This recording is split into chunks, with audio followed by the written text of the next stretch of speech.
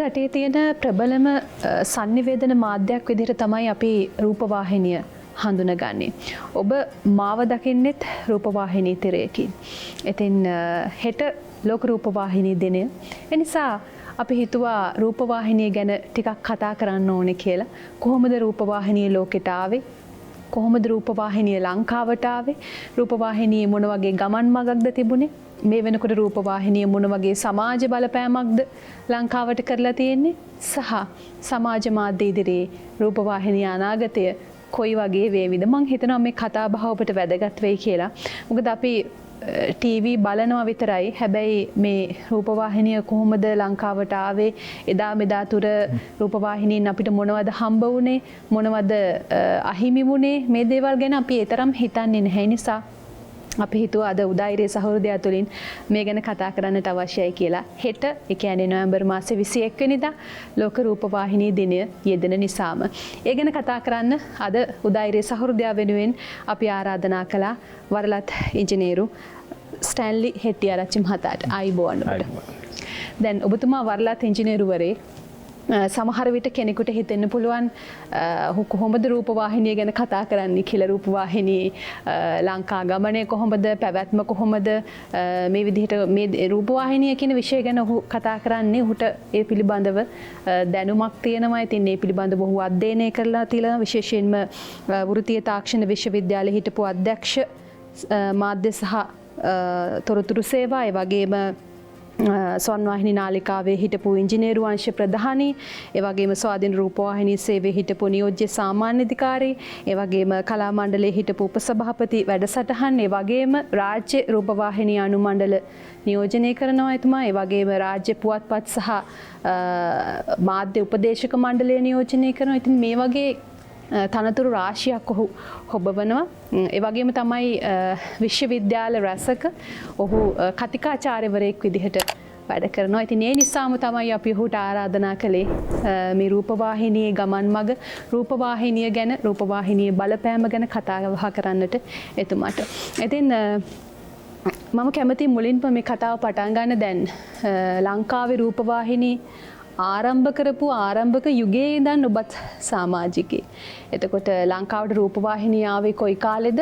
ඔබත් එහි ආරම්භක සමාජිකයෙක් විදිහට වැඩ කටයුතු කළා සහ අපේ රටේ මාධ්‍ය ආයතන කිහිපයකම ප්‍රධාන තනතුරු දරපු කෙනෙක් නිසා මම කැමතියි ඒ ආරම්භක යුගයේ තිබ්බ රූපවාහිනිය සහ ඒ කාලේ තිබුණේ අත්දැකීම කොහොමද මේක පටන් ගත්තේ? ඒ ගැන කතා කරලා වැඩසටහන් ප්‍රවේශයක් ගන්න.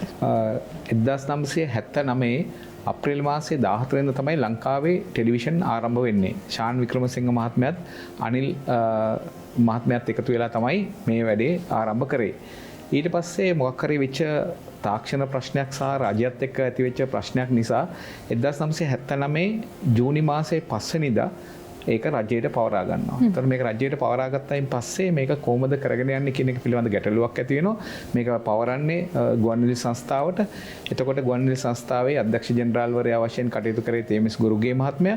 ඒතකොට එතුමා නිසි බලධාරියා විදිහට පත් කරයින් පස්සේ අපි තමයි ගිහිල්ලා මේක බාරව කටයුතු කරන්න පටන් ගත්තේ. එතකොට මේ සම්බන්ධයෙන් නිෂ්පාදක කණ්ඩායමක් හිටියේ නෑ. තාක්ෂණික පැත්තේ අය විතරයි හිටියේ.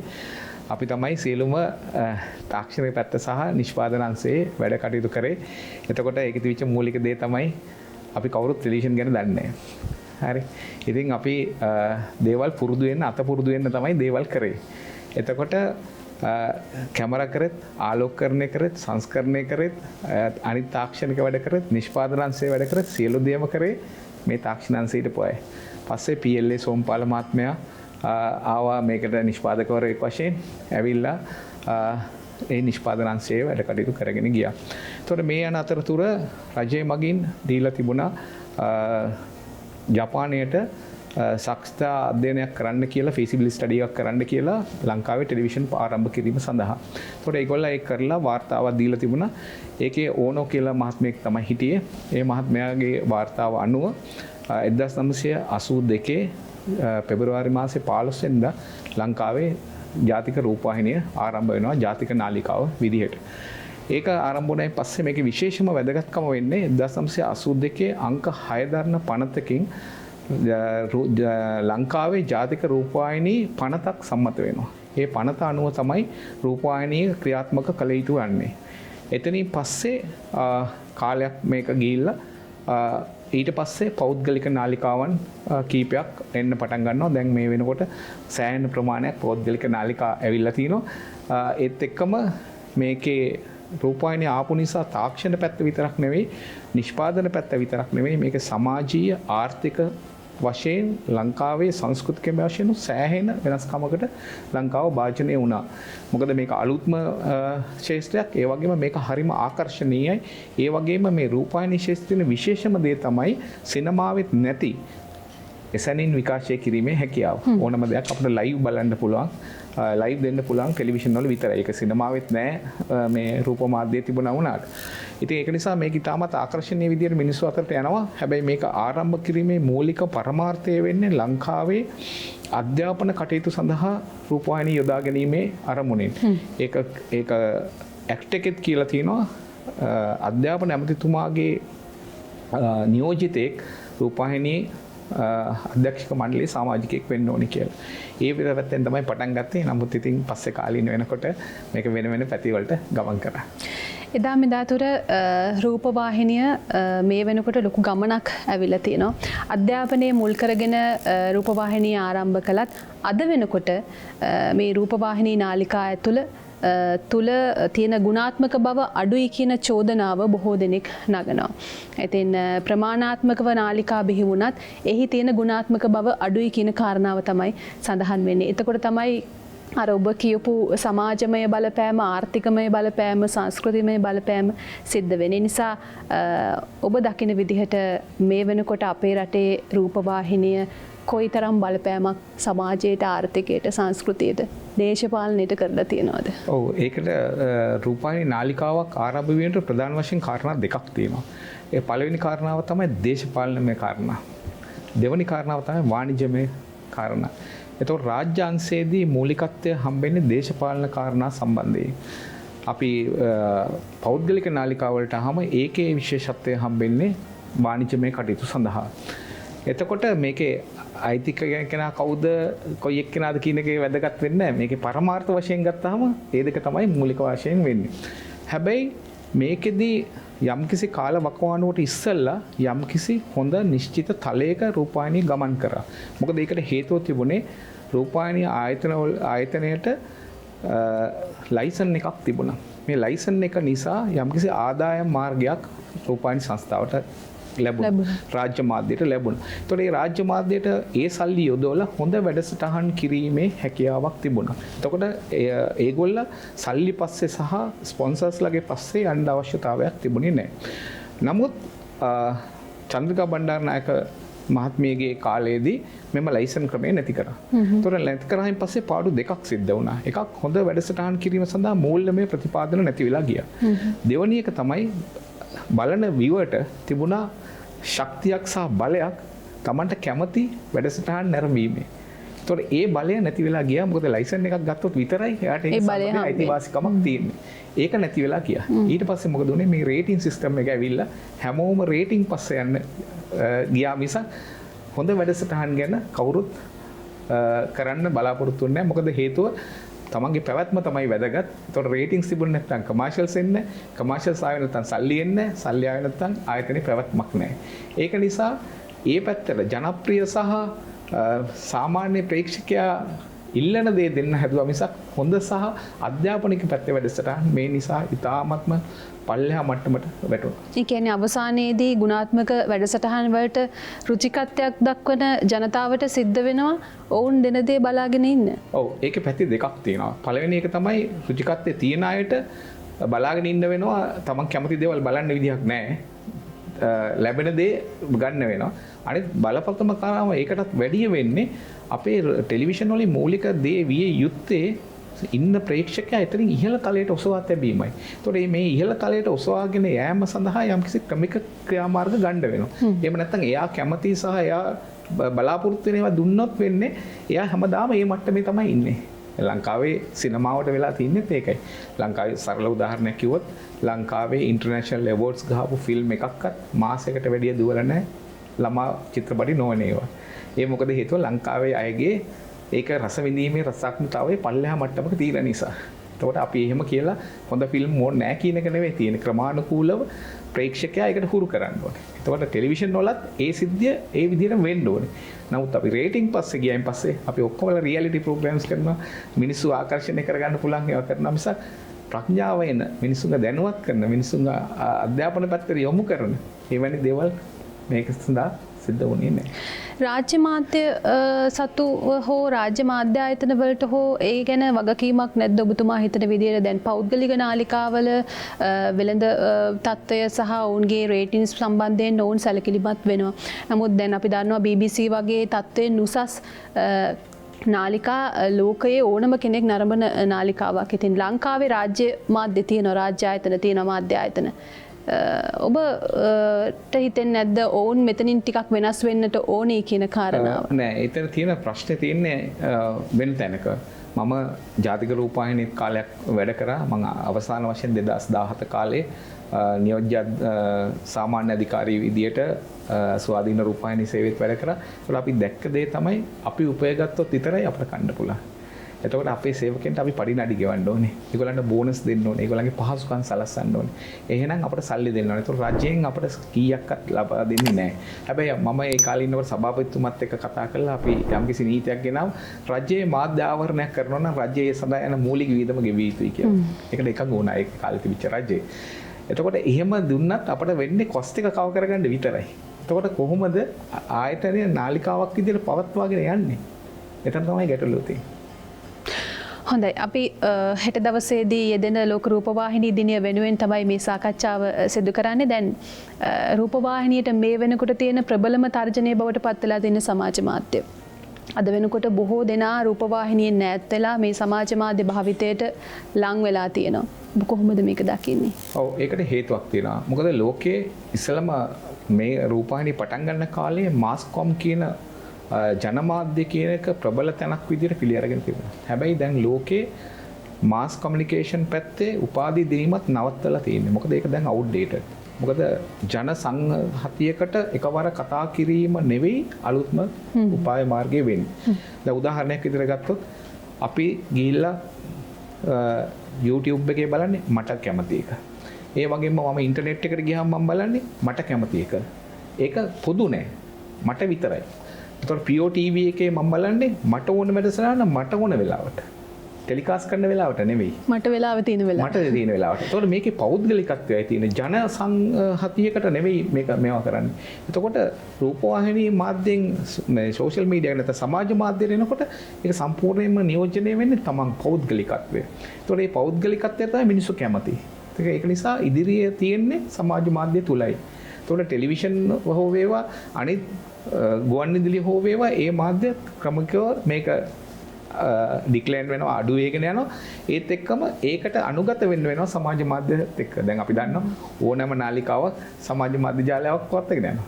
මොකද ඒක හරහා තමයි ඒගොල්ලන්ගේ වැඩසටහන හුඟ දෙනෙක් බලන්නේ. විශේෂයෙන්ම ඕගොල්ලන්ගේ පරම්පරාවේ කට්ටිය මම හිතන්නේ 1980 විතර පස්සේ ඉපදුන අය කවුරුත් මේ ටෙලිවිෂන් වලට බැහැ වීමක් සිද්ධ වෙන්නේ නැහැ. ඉතින් ඒක ගැන දුක් වෙන්නත් කනගාටු වෙන්නත් හේතුවක් නැහැ. මොකද සියල්ල වෙනස් වෙනවා. ඒතකොට මේකත් ඒ අනුව වෙනස් වීමට භාජනය වෙනවා. දැන් රූපවාහිනිය ආරම්භ කළේ අධ්‍යාපනය අරමුණු කරගනිමින්. නමුත් කාලයක් යනකොට ඒකේ විවිධ අරමුණු ඔස්සේ වෙනස් වෙනවා. දැන් අද වෙනකොට රූපවාහිනියට තියෙන ප්‍රබලම තර්ජනය බවට පත් වෙන්නේ සමාජ මාධ්‍ය. සමාජ මාධ්‍ය අපේ රටේ කොයි විදිහටද හැසිරෙන්නට ඕනි? මොන වගේ වගකීමක්ද තියෙන්නට ඕන? ඒක හොඳ ප්‍රශ්නයක්. මොකද හේතුව මම දැනට ඉන්නවා පුවත්පත් සහ සමාජ මාධ්‍ය රාජ්‍ය මේ උපදේශක සභාවේ. ඉතින් දැන් අපි ඒ සඳහා යම් යම් දේවල් කරමින් පවතිනවා. ඒක ප්‍රශ්න දෙකක්. ඉස්සෙල්ලා මේ මාධ්‍ය දෙක හඳුනා ගන්න ඕනේ. පළවෙනිම ගත්තාම රූපවාහිනී මාධ්‍ය ගත්තාම රූපවාහිනී මාධ්‍යයට අපි ගේන්නේ ඒ විෂය ගැන ප්‍රාමාණික දැනුමක් තියෙන විද්වතෙක්. ඒ වගේම ඒ සම්බන්ධයෙන් කතා කරන්න පුළුවන් කෙනෙක්. ඒතකොට ඒ අයට විතරයි රූපවාහිනී මාධ්‍ය තුල අවකාශයක් දෙන්නේ සමාජයට කතා කරන්න. ඒතකොට ඒ කතා කිරීම තුල යම්කිසි වගකීමක් තියෙනවා. ඒ වගේම දැනුමක් තියෙනවා. හැබැයි අපි සමාජ මාධ්‍යයට ආවම අපිට ඕන කෙනෙකුට ඕන වෙලාවක පෝස්ට් එකක් දාන්න පුළුවන්. හැබැයි ඒක අපි සත්‍යද කියලා දන්නෙත් නැහැ. ඒක මං අනුගත ගන්නා වූ මගේ දෘෂ්ටියට හෝ දේශපාලන ක්‍රමයට කැමති එකක් වෙන්නත් පුළුවන්. ඒතකොට ඕන කෙනෙකුට සමාජය අමතන්න පුළුවන්. ඒතකොට ඒකේ භයානකමක් තියෙනවා. මොකද වැරදි දේවල් ඕන හැටියේ සමාජගත වීමේ හැකියාවක් තියෙනවා. එතකොට ඒකේ වැදගත්ම දෙන්න වෙන්නේ සොයන් විනයක් තිබිය යුතුයි.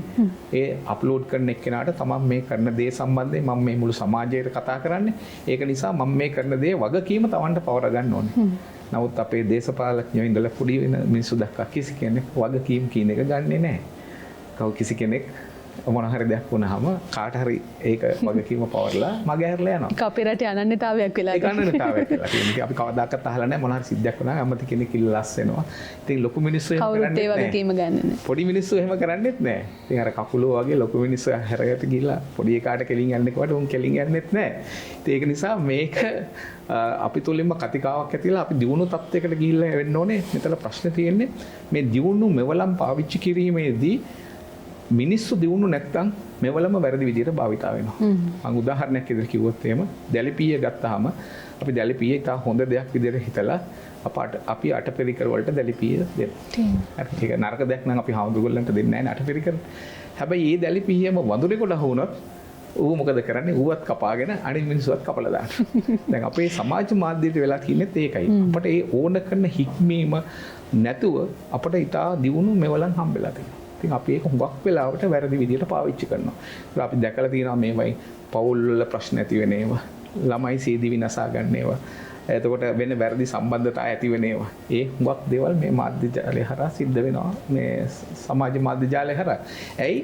ඒක අපි හරියට දැනගෙන අවබෝධයෙන් පාවිච්චි නොකරන නිසා. මම හිතන්නේ දැන් රූපවාහිනිය ආපු කාලේ රූපවාහිනී ලංකාවේ ආරම්භ කරපු කාලේ හරි ආකර්ශනීය දෙයක් ඒක. හැබැයි කාලයත් එක්ක ඒකට තියෙන ඉල්ලුම අඩු වෙලා සමාජ මාධ්‍ය බලපෑම ආවා. ඉතින් හැමදේම වෙනස් වෙනවා වගේ අර ඔබතුමා කිව්වා වගේ තව අවුරුදු කිහිපයකින් මේ YouTube, Facebook කියන ඒවත් පරණ වෙයි. ඒ වෙනුවට අලුත් දේවල් එවි. ඒක ලෝක ස්වභාවය. සියල්ල වෙනස් වෙ යුතුයි. වෙනස් වෙනවා. වෙනස් නොවන එකම සාධකයේ වෙනස් වීම පමණයි. එතකොට මම හිතන්නේ දැන් YouTube වලටත් එහා ගිහිල්ලා අපි දන්නවා virtual reality වලට ඇවිල්ලා තියෙනවා. එතකොට මිනිස්සු එතනට යන්නේ ගමන් කරන්නේ. ඉතින් එතකොට තව අවුරුදු කීපයක් යනකොට සමාජ මාධ්‍යත් පරණ වෙලා virtual reality පැත්තෙන් අපිට කතා කරන්න සිද්ධ වෙයි. ඒක තමයි ලෝක ස්වභාවය. හොඳයි. ඔබ හුඟක් වෙලාවට මේ රූපවාහිනී තාක්ෂණය පිළිබඳව අධ්‍යයනය කරපු කෙනෙක් සහ කෘති රචනා කරපු කෙනෙක් මගේ අතේ තියෙන ඔබ ලියපු පොත් කිහිපයක්ම පොත් දෙකකටම රාජ්‍ය සම්මාන හම්බ වෙලා තියෙනවා. ඉතින් මට පුළුවන් වෙයි මේ වෙලාවේ මේ කෘති පෙන්වන්නට. මම කැමතියි මේ පොත් පිළිබඳව කතා බහ කරන්නට. මේකට ඔබට රාජ්‍ය සම්මාන හම්බ වුණා. ඔක සංස්කරණයේ ශික්ෂාපද කියලා ඒ කියන්නේ අලුතෙන් සංස්කරණ ක්‍රමවේද දක්වා එදා පටන් මේ දක්වා තිබිච්ච ක්‍රමවේද ගැන සවිස්තරාත්මකව මේ පොතේ විස්තර කරලා තිනවා.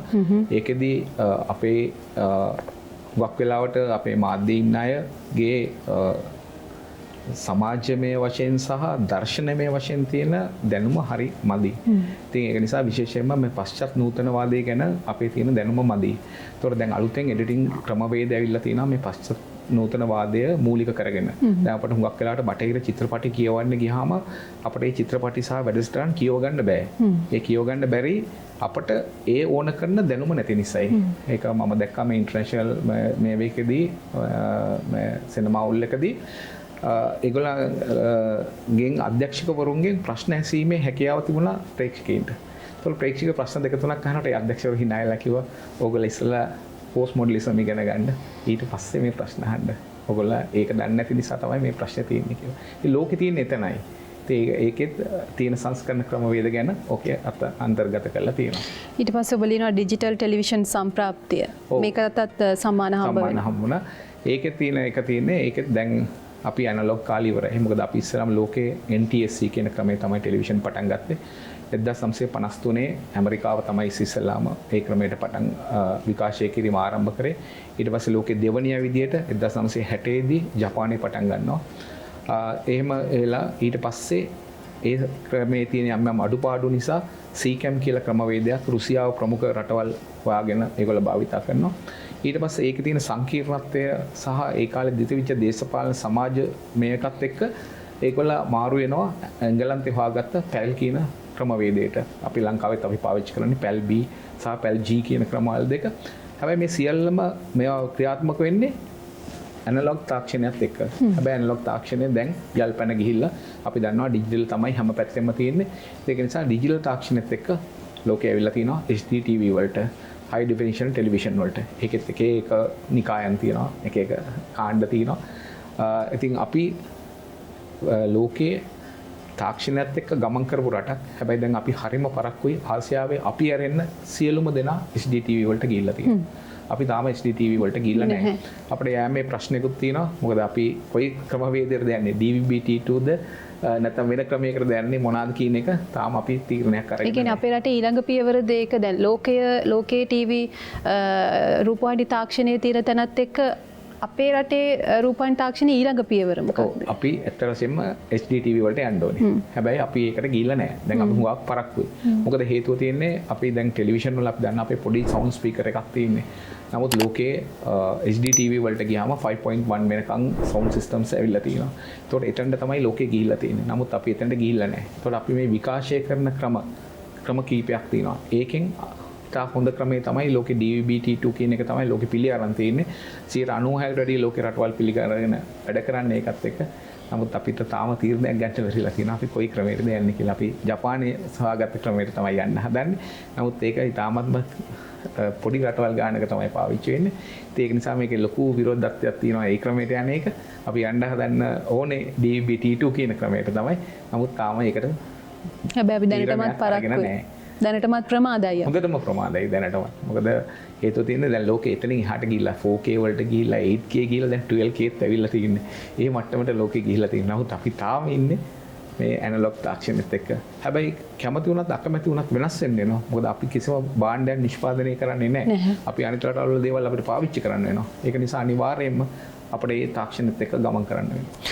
හොඳයි. අපි ඔබගේ මේ කෘති පිළිබඳව කතා බහ කරමින් හිටියේ. දැන් මේ දැන් අපි නවකතාවක් අපි හරි ආසාවෙන් මිලට ගනි. එක පාර දෙපාර තුන් පාර කියවයි. දෙවන මුද්‍රණය තුන්වෙනි මුද්‍රණයයි.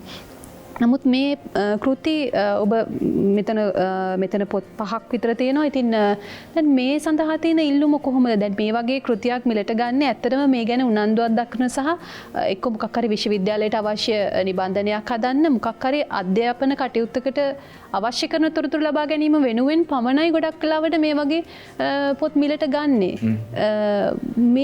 ඒක ගැන මම ඊට පොඩ්ඩක් එහාට ගිහිල්ලා කරත් අධ්‍යාපන පැත්තෙනුත් ඕන කරනවා. ඒ වගේම මේ ෆීල්ඩ් එකේ ඉන්න අයටත් මේ සම්බන්ධයෙන් දැනුමක් අවශ්‍ය වෙනවා. මොකද හේතුව තියෙන්නේ ෆීල්ඩ් එකේ ඉන්න හුඟ දෙනෙක් ඒ ක්‍රියාව කළා ඒකෙන් දේවල් කරන්න දැනගත්තට එතනින් එහාට දෙයක් කරන්න ඕන වුණොත් ඒකට ඕන කරන දැනුම නැහැ. ඒතකොට ඒක නිසා අනිත් කෙනෙක්ගේ දැනුමක් ලබා ගන්න ඕනේ යම්කිසි විද්‍යාත්මක ක්‍රමවේදයකට. ඒතකොට ඕකෙන් ආලෝකකරණය කරන්නේ කොහොමද? දෘශ්‍ය සංකලනය කරන්නේ කොහොමද? සංස්කරණය කරන්නේ කොහොමද? ඒ කියන එකේ මෙතඩොලොජි එක අපි හරියට පෙන්වලා දීලා තියෙනවා. මොකද හේතුව තියෙන්නේ අධ්‍යාපනය ගත්තාම ප්‍රධාන වශයෙන් කොටස් 3ක් තියෙනවා. පළවෙනිම කොටස තමයි knowledge කියන එක. මිනිස්සුන්ට දැනුම ලබා දී යුතුයි අධ්‍යාපනයේ මගින්. දෙවෙනි එක තමයි skill එක. කොච්චර දැනගත්තත් වැඩක් නැහැ ඒ වැඩේ කරන්න බැරි නම්. මම කැමරා එක ගැන කොච්චර දැනගත්තත් වැඩක් නැහැ. මට කැමරාව මෙහෙवला ඒකෙන් රූප කරගන්න බැරි නම්, මට සංස්කරණය කරන්න බැරි නම්, මට ආලෝකය කරන්න බැරි නම් මට ඒ දැනුම තිබුණාට වැඩක් නැහැ. ඒතකොට මට ඒකේ skill එක තියෙන්න ඕනේ ඒ ඕන කරන දේවල් කරන්න. ඊට අමතරව change of attitudes මිනිස්සුන්ගේ ආකල්ප වෙනස් වෙන්න ඕනේ. ඔබ වෘත්තීයමය වශයෙන් පරිණත නම් ඔබ හැමතිස්සෙම අනිත් එක්කෙනාගේ වෘත්තියට ගරු කරනවා. හරි. එහෙම ගරු කරන්න පුරුදු වෙන්නේ තමන් වෘත්තිකයෙක් වුණත් විතරයි. සරල උදාහරණයක් විදිහට කිව්වොත් අපි ડોක්ටර් කෙනෙක් ගාවට ගියාම එයා ඇහැට බෙහෙත් දුන්නාට ඇහැ ළඟ තමයි නහය තියෙන්නේ කියලා නහයට බෙහෙත් දෙන්න යන්නේ නැහැ. මොකද හේතුව එයා ඒ වෘත්තියේ අනිත් වෘත්තියට ගරු කරන නිසා. ඒකත් ඉගෙන ගන්න පුළුවන් ඔය කියවීම හරහා. ඒ වගේම තමයි දැන් මේ රූපවාහිනී ශාස්ත්‍රයේ නියැලලා ඉන්න අයට වගේම ඔබ මං හිතන්නේ ටෙලිනාට්‍ය ශාස්ත්‍රයට සම්බන්ධ එහි තාක්ෂණයත් සමගත් සම්බන්ධ සහ එහි අත්දැකීම් තියෙන කෙනෙක් මං කැමති ඒ ගැන පොඩ්ඩක් කතා කරන්න. ඔව් ඒකේදී මට ඒකේ හුඟක් දේවල් ගැන කියන්න පුළුවන්. මොකද ලංකාවේ පළවෙනිම අවුට්ඩෝර් කරපු සිංගල් එපිසෝඩ් ටෙලිඩ්‍රාමා එක තමයි ඇබැද්දී කියන්නේ. ඒක ડોક્ટર සාල්මන් ෆොන්සේකා රංගපෑවේ. අධ්‍යක්ෂණය කරේ පරාක්‍රම නිරියල්ල 1982 අන්තිම හරිය වගේ මට මතකයක කරේ. මම තමයි ඒක සංස්කාරක ශිල්පියා විදිහට කරේ. ඒ වගේම මට වාසනාව ලැබුණා යසෝරාවේ ටෙලිනාට්‍යයේ සංස්කාරකවරයා විදිහට වැඩ කරන්නේ. ඒත් එක්කම රූපවාහිනී සංස්ථාවෙන් ඉස්සෙල්ලාම කරපු ලාහිරු දහසක් කියන ටෙලිනාට්‍යයේ ආලෝක කරන අධ්‍යක්ෂකවරයා විදිහට තුෂ්ණ මුනිදාස මහත්මයාත් එක්ක වැඩ කරන්න හම්බුණා. ඒ වගේම කාටත් නැති එක්ස්පීරියන්ස් එකක් තියෙනවා. මම හිතන්නේ ලංකාවේ කාටත් ගන්නත් අමාරු එකක්. දෙකක් තියෙනවා. පළවෙනි කාරණාව තමයි ටයිටස් තොටවත් මහත්මයාත් එක්ක අපි කරා ලයිව් ටෙලිනාට්‍යයක්. මිස් අහලා තියෙනවද දන්නේ වැටත් නීරත් කියලා ලයිව් එකක් අපි මොනවාද නිදහස් දවසේ වෙනුවෙන් පැය භාගයක ලයිව් ටෙලිග්‍රාමයක් කරලා තියෙනවා. අද වෙනකන් කිසිම කෙනෙක් ඒ වගේ එකක් කරලා නැහැ. අනිත් එක මම විෂන් මික්සර් කෙනෙක් විදිහට දුෂ්ට සංකල්ප නිලධාරියෙක් විදිහට වැඩ කරලා තියෙනවා. ටෙස්ට් මැචස් 6කත් වන් ඩේ මැචස් 13කත් ඒකත් මම හිතන්නේ ලංකාවේ කාටවත් දැන් කරන්න වෙන්නේ නැහැ. මොකද අපි ටෙස්ට් මැචස් වන් ඩේ මැචස් T20 ත් අපි කවර් කරන්නේ නැති නිසා. ඒ අත්දැකීමක් තියෙනවා. ඒත් එක්කම මට වැඩ කරන්න වාසනාව ලැබුණා සාෆ් ගේම්ස් වල පළවෙනිම තිබිච්ච සාෆ් ගේම්ස් වල ඒකේ මම තමයි තාක්ෂණ නිලධාරියා ටෙක්නිකල් ඩිරෙක්ටර් සහ විෂන් මික්සර් විදිහට බාස්කට්බෝල් සහ වොලිබෝල් කියන ක්‍රීඩා දෙකෙත් කරේ. මොකද මේ දෙක තමයි ෆාස්ටස්ම ගේම් දෙක. ඒකේ බාරව කටයුතු කරත් මම ඉතින් එහෙම අත්දැකීමකුත් තියෙනවා. මම හිතන්නේ ඒ අත්දැකීම් හුඟක් වටිනවා මේ ශාස්ත්‍රයට එන්න බලාපොරොත්තු වෙන්න ඉන්න ඔබට. එතුමා ලියපු මේ කෘති පවා අධ්‍යයනය කළොත් මේ ශාස්ත්‍රය තුළ හොඳ ගමනක් යන්නට අවශ්‍ය දැනුම ලබා ගන්නට හැකියාවක් ලැබේවි. ඉතින් මම හිතනවා අපේට ලැබිලා තියෙන කාලයත් එක්ක අපි බොහෝ දේවල් කතා බහ කළා.